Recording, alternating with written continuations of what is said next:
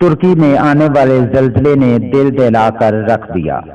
7.9 rector scale پر آنے والے زلزلے نے صرف کثیر العمارت منزلوں، گھروں اور بازاروں کو ہی نہیں زمین بوس کیا، بلکہ اس سے خاندانوں کے خاندان لقمہ اجل ہو گئے ہیں۔ کیا بچے، کیا خواتین، کیا بزرگ! زلزلے کے ان چند لمحات نے سینکڑوں زندگیوں کو لاشوں میں بدل دیا ہے۔ زندہ بچ جانے والے بے بسی کی تصویر بنے رہے، چاہتے ہوئے بھی وہ اپنے لیے، اپنے پیاروں کے لیے کچھ نہ کر سکے۔ قیامت خیز اس زلزلے سے مزید بات کریں گے، مگر پہلے میں بتانا چاہوں گا کہ آج کے جدید سائنسی دور میں بھی کوئی یقین سے نہیں کہہ سکتا کہ زلزلہ کب آئے گا یا کہاں آ سکتا ہے اور کس وقت آ سکتا ہے۔ ترکی میں بھی زلزلہ آنے کے بعد سوشل میڈیا پر آپ دیکھ رہے ہوں گے، پڑھ رہے ہوں گے کہ ایسی بہت سی افواہیں گردش کر رہی ہیں، بلکہ یہ بے بنیاد خبریں آج میں کہوں تو غلط نہیں ہوگا وہ یہ کہ آئندہ 3 روز میں پاکستان میں زلزلہ آ سکتا ہے۔ کوئی 3 روز بتا رہا ہے، کوئی زیادہ دن بتا رہا ہے، لیکن حقیقت یہ ہے کہ ایسا کوئی بھی پیرامیٹر نہیں ہے جس کی بنیاد پر یہ پیشن گوئی کی جا سکے کہ زلزلہ کب آ سکتا ہے، کہاں آ سکتا ہے۔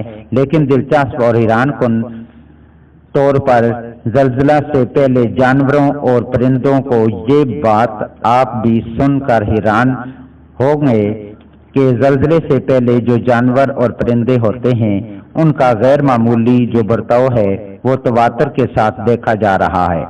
جانوروں کے ساتھ جو سینسر لگا کر تجربہ کرنے سے پتہ چلا ہے کہ زلزلے سے چند گھنٹے پہلے جانوروں میں عجیب سی بے چینی پائی گئی۔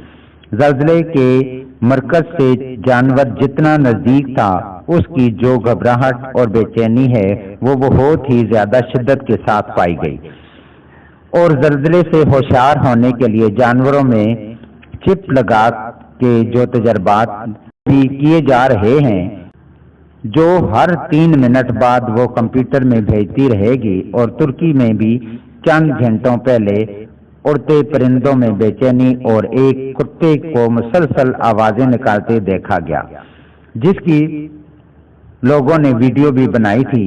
تو یہ ہیں قدرت کی وہ نشانیاں جنہیں نظر انداز نہیں کیا جا سکتا۔